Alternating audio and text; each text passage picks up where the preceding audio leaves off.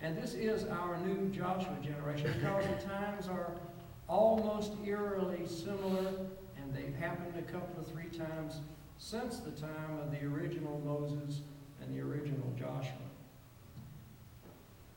My wife's name is Kashani. I stumbled through that long enough to get her to say yes. She is named for an obscure Greek saint born about 800 CE. There the resemblances to sainthood end for her, but we won't go into that. When she emigrated to Mobile, Alabama at 15, her classmates dubbed her Kathy in English. In much the same way, Jesus got the name that we use for him.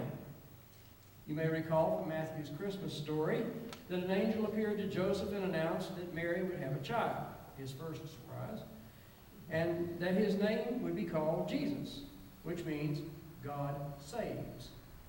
Since Matthew wrote his gospel in Greek, he used the word Jesus, the Greek translation of Yehoshua or Yeshua or Joshua, which also in Hebrew means God saves, so the meaning got there.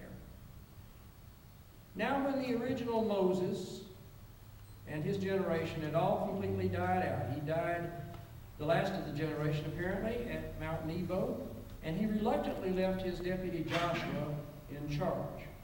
All the Moses generation who had left Egypt's slavery and the slave mentality and the slave identity that goes with it had died. And this new Joshua generation had both a new leader and a new job. First, they had to take control of the land of Canaan. Hard enough when you think about it, because there were people already living there who weren't going to let go of the land very gracefully. And they had a new job. Then this Joshua generation had to discern how to live as God's people and fulfill the promise and the responsibilities inherent in their newfound freedom to choose in this strange land. This discernment began with reading the signs of the times, because you don't solve new problems with old solutions very often.